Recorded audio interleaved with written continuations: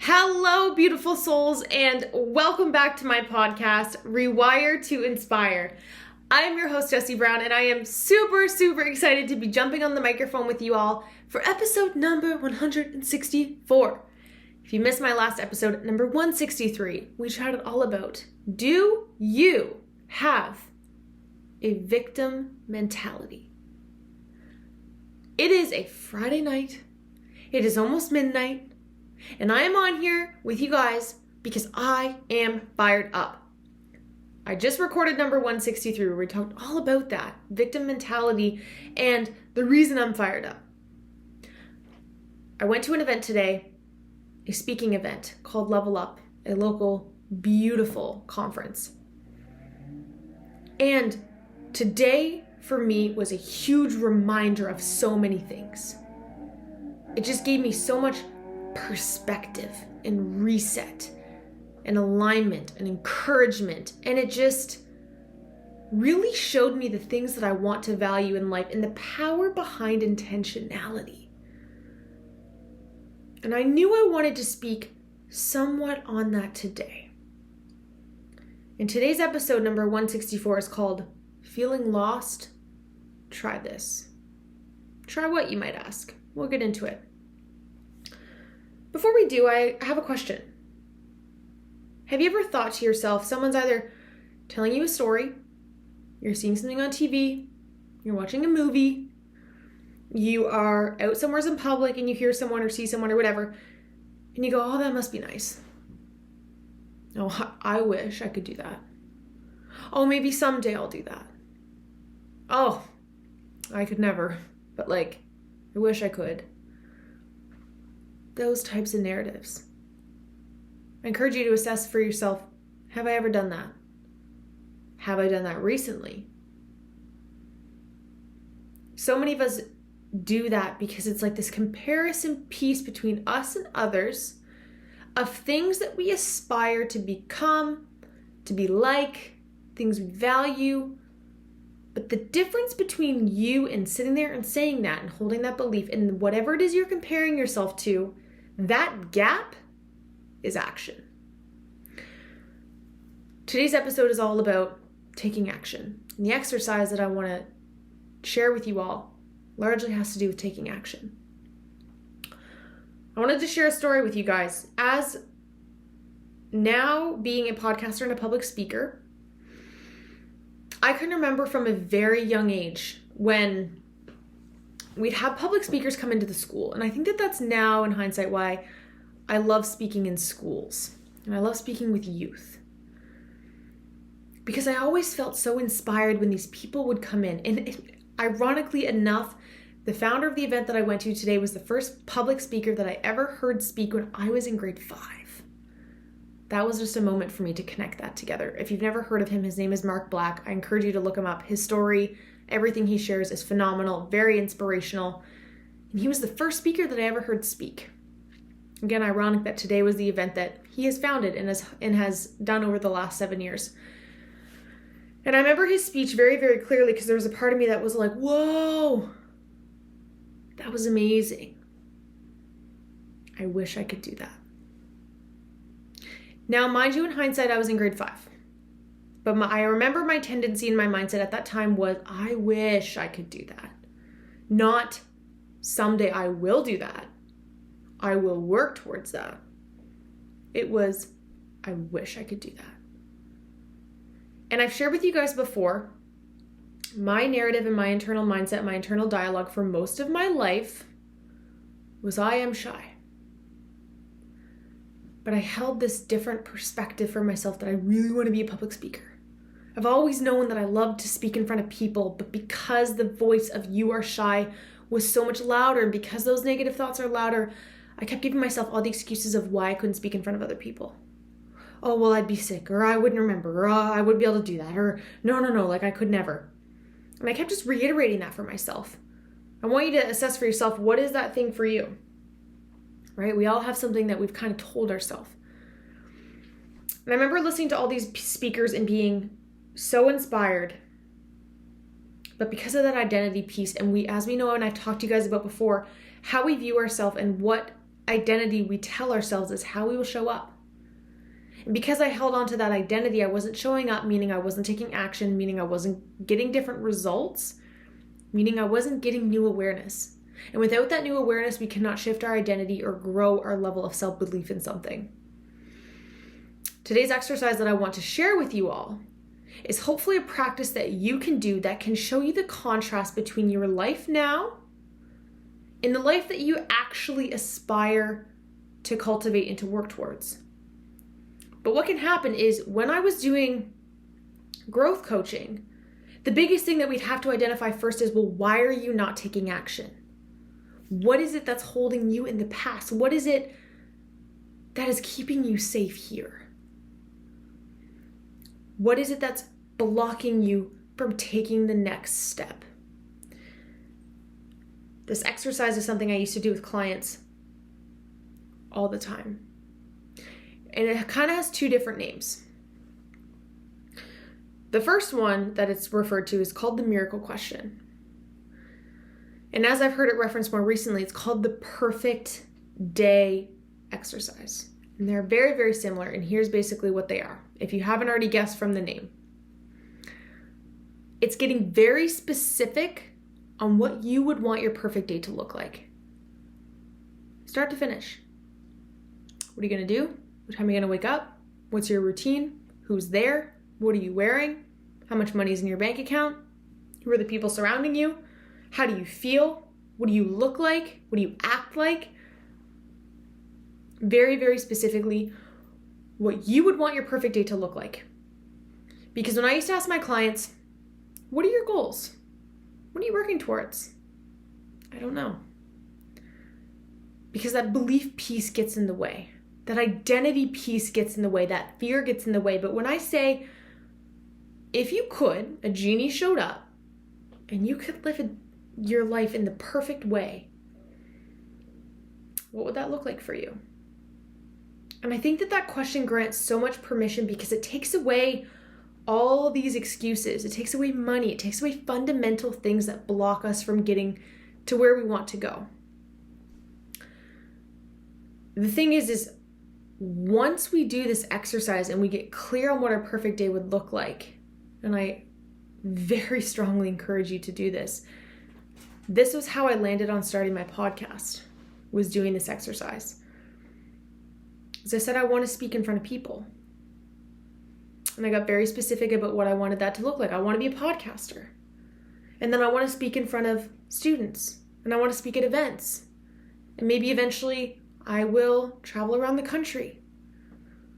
Or I will stay locally. But I had to get very specific on what that had to look like first.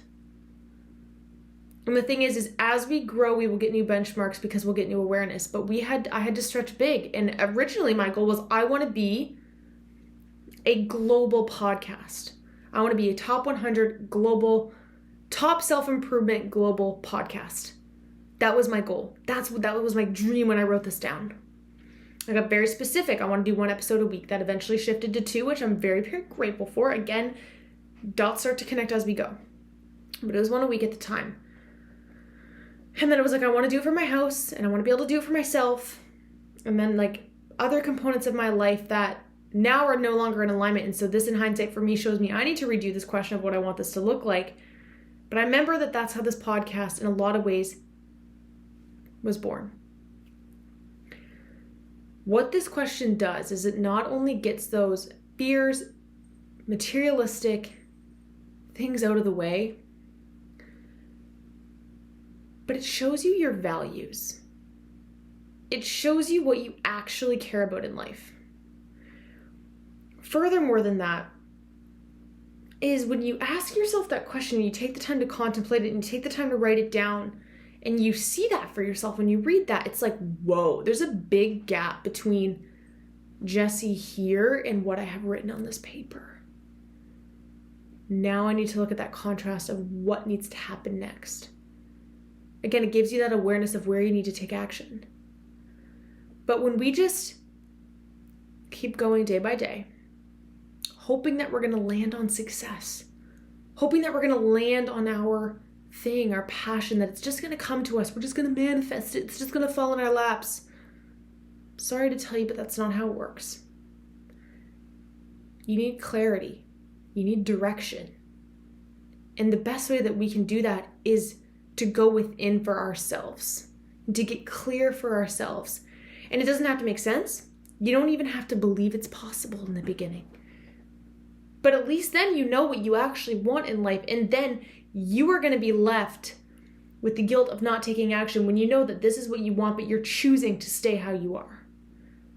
And I know that that sounds hardcore, but if your dream life is over here and you are allowing yourself to stay here, not taking any action to get those things, you will never get them.